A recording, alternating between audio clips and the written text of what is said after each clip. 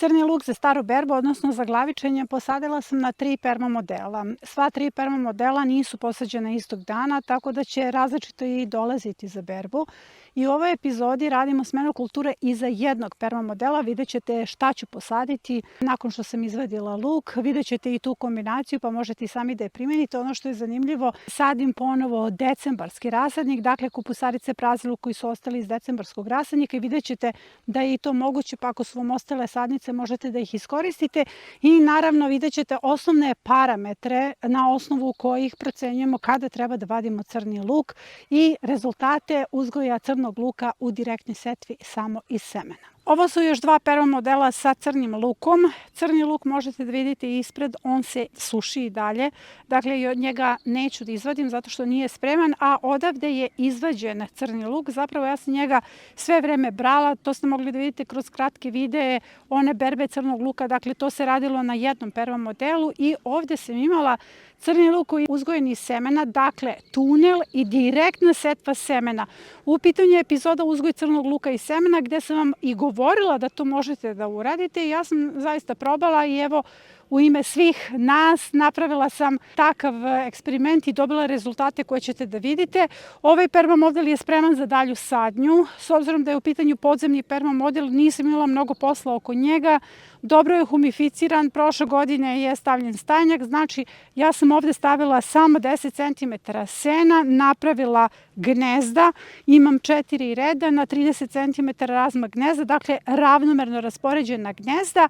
Gnezda imaju svoje punjenje zato što je ovo podzemni permamodel, samo sam malo dodala mešavine 3-2-1 na vrh kako biste vi imali malo bolji kontrast i videli kako se postavljaju gnezda. Dakle, ovo je podzemni permamodel i nije bilo potrebno dodavati nešto mnogo mešavina. Hajde prvo da vidimo parametre kada se vadi crni luk. Ovaj crni luk nije u potpunosti spreman za vađenje. Za 7 dana ću ga svakako izvaditi. Dakle, tu negde do sredine jula on će biti spreman. Zapravo, crni luk u jednom trenutku padne. Ja sam ovde sredila, dakle izvadila sve te predkulture koje su ostale, jer ovo je iz epizode sadnja crnog luka za veće prinose za 2026. godinu i zaista sam dobila odličan rezultat. U trenutku kada padne crni luk, dakle kada padne ova cima upravo na ovaj način, ona se prelomi.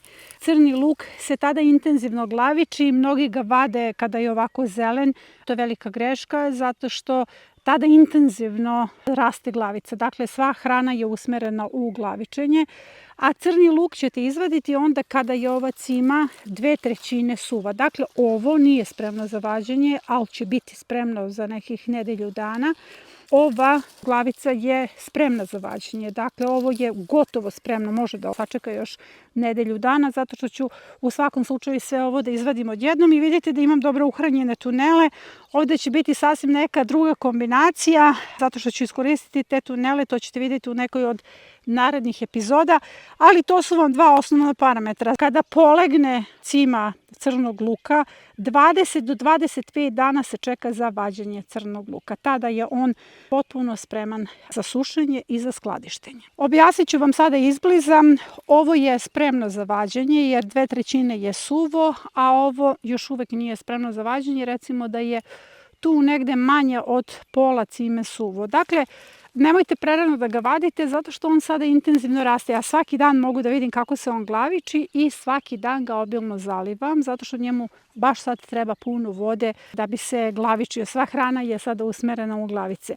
Šta radimo dalje sa ovim crnim lukom? Kada se izvadi, suši se 2 do 3 dana, samo ga stavite negde na neki čaršaf, bilo gde. Ne sme na suncu, mora u hladu na nekom promajnom mestu. Nakon toga se plete u vence i na vencu se suši 10 do 15 dana, a nakon toga taj venac sa crnim lukom možete da smestite negde u skladište. Ovaj luk je proizveden iz lučica. Dakle, lučice se stavljaju na razmak od 10 cm i zaista dobila sam dobre rezultate, ali hajde da vidimo kako izgleda luk koji je proizveden direktno iz semena. Kad kažem direktno iz semena, zaista mislim seme koje sam posula u tunel i to je to. Dakle, svaki luk je našao svoje mesto, nisam ga prerađivala, nisam ga dirala, nego sam ga samo izvadila sada.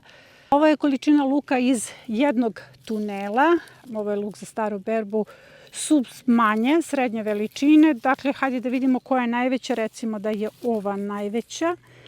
Ali to je dobra veličina zato što je ovaj luk odličan za svežu potrošnju, zato što je i jako sočan, a i dovoljna količina za svežu potrošnju, da ne načinjem recimo neke velike lukove, ali evo htela sam da pokažem svima vama da se u direktnoj setvi može takođe uzgojiti dobar luk. A ovdje je luk iz rasadnika, zapravo setva lučica za uzgoj. Naravno dobila sam jako krupne lučice, dobro su uhranjeni rasadnici.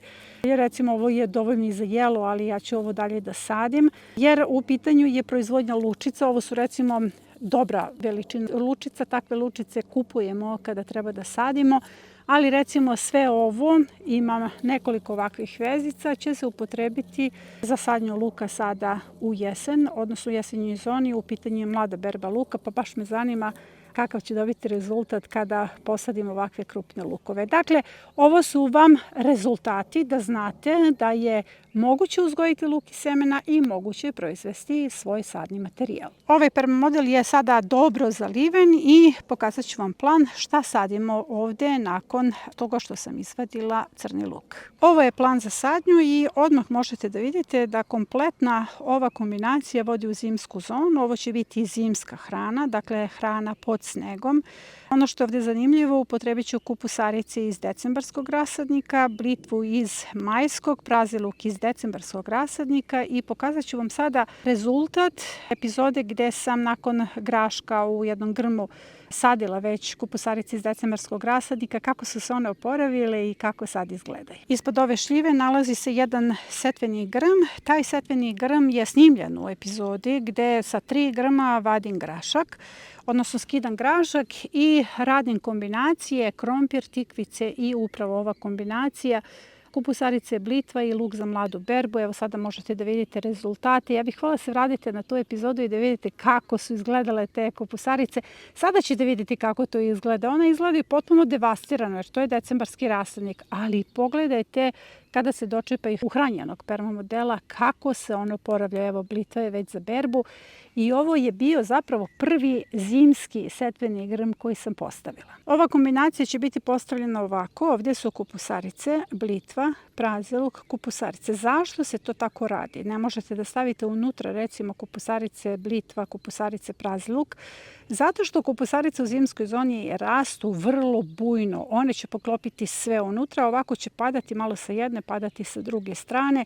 A blitva koja je takođe u jesenjoj zoni ogromna, ima ogromne listove, neće smetati mnogo prazi luku koji se nalazi unutra. Decembarski rasadnik testiram pre svega zbog vas koji ste izgubili majski rasadnik zbog sovice. Najveći problem za majski rasadnik jeste upravo kukuruzna sovica i malo je zakačila i moj rasadnik, a ga nije devastirala kao što je to uradila recimo nekih godina ranije, jer ova prva generacija kukuruzne sovice zaista može da nam uništi rasadnik. Pa svi vi koji imate recimo sada uništene majske rasadnike, nemate sadnice kupusarica, ostao vam decembarski rasadnik, zbog vas sam ovo testirala i sada vidite da se i takve male nikakve sadnice mogu posaditi i možemo da dobijemo odlične rezultate. Jer sada ćete vidjeti kakve ću ja sadnice da posadim. Ono zaista nije ugledno, nije to ona velika sadnica koju mi generalno ubacujemo u baštu, ali znam, sada su mi pokazali ovi keljovi da to uopšte nije problem i da će sadnice kada se dočepaju hrane, kad razviju koren, samo da buknu. Generalno mi ćemo to i zajedno da pratimo. Majski rasadnik kasnije, ali je on spreman sada za sadnju. Dakle, ako želim mogu njega da ubacim. Evo ovdje su ga malo dirale sovice. Ne malo, zaista skinula sam nekoliko sovica, ali u redu on se oporavlja. A ovo ovdje što vidite to je decembarski rasadnik i ono što ste videli malo pre zapravo izgledalo ovako. Ovo je takođe decembarski rasadnik, a decembarski rasadnik je i ovo ispred i sve ću to prvo da posadim.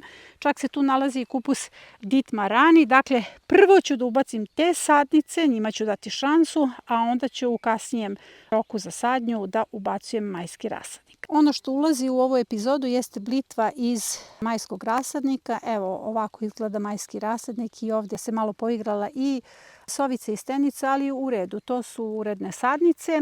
Imamo još prazi luk.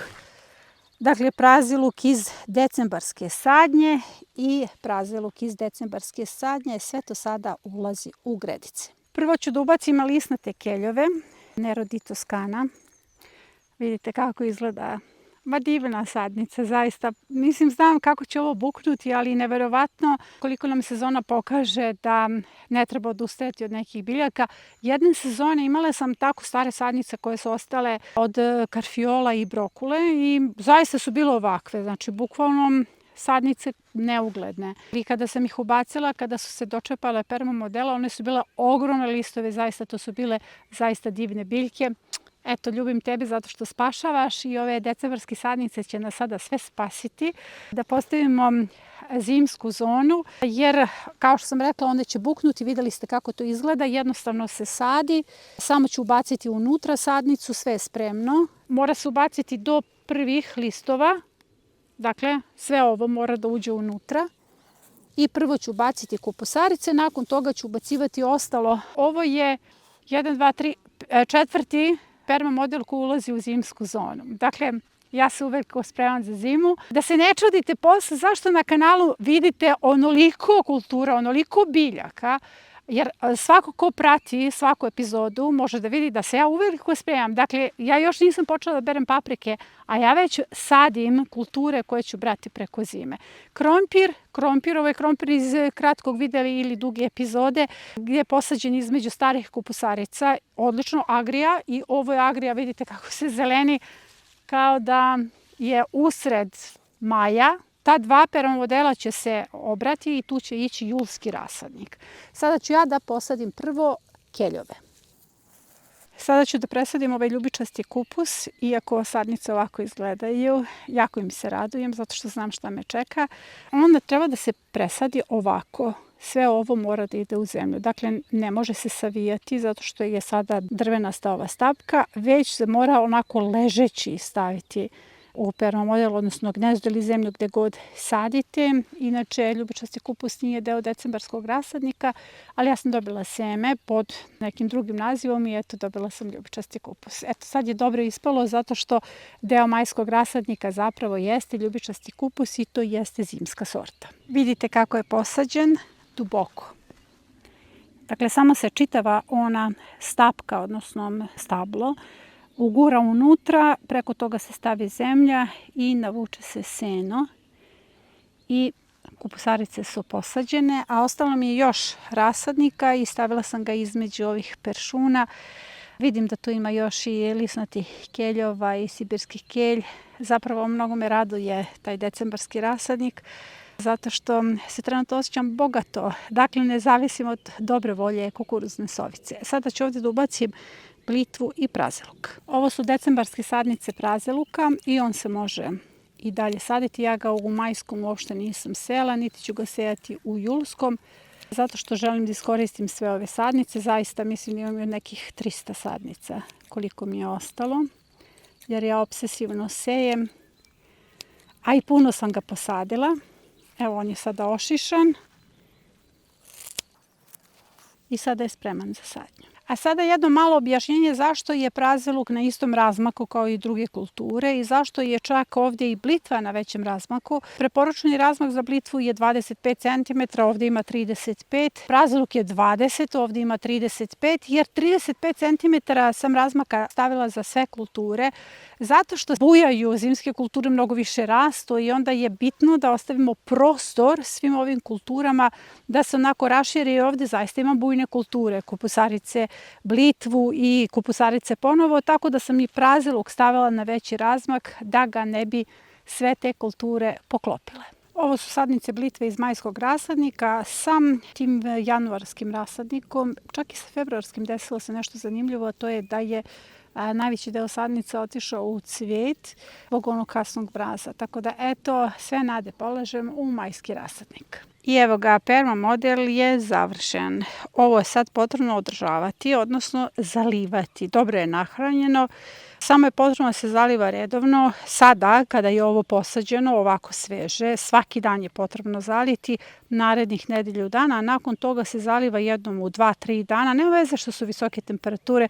Sada ćete vidjeti sličan permamodel, ali manji, koji sam postavila i presađivala majski rasadnik i on se uveliko primio i raste, a presađeno je na onim visokim temperaturama, odnosno na onom vrelom talasu. Ovo je taj permamodel koji je posađen na vrelom talasu. Dakle, osnovno je da se dobro rasladi permamodel, da se dobro zalije, da se dobro raslade gnezda i da se predveče ubacuju sadnice. Ove sadnice su se sada primile. Dakle, tu imam blitvu, cveklu, salatu, blitvu, cveklu, komorač koji je stavljen između, gomolja se da vidimo kako će se ponašati, ponovo blitvu i ponovo cveklu. I sve se to primilo, dakle majski rasadnik uveliko može da se presađuje. I to je sve za današnju epizodu. Nadam se da vam je bila korisna. Imam još 2 permamodela, da izvadim crni luk, pa ćemo i tu raditi neke zanimljive kombinacije. Još uvek se sve može posaditi, još uvek se sve može posijati. Juli nema nekih velikih ograničenja i kada su u pitanju sorte, zato što još uvek sve to stigne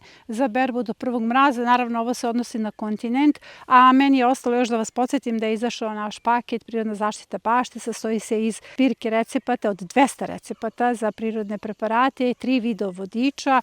Prvi kako da prepoznate problem u bašti, drugi kako da prepoznate saveznike, odnosno pomagače, a treći kako da pozicionirate cveće zato što diže sistem zaštite u bašti. Sve vam je to mnogo bolje objašnjeno u linku koji će biti postavljen u komentaru ispod ove epizode. Ja vas do naredne epizode pozdravljam.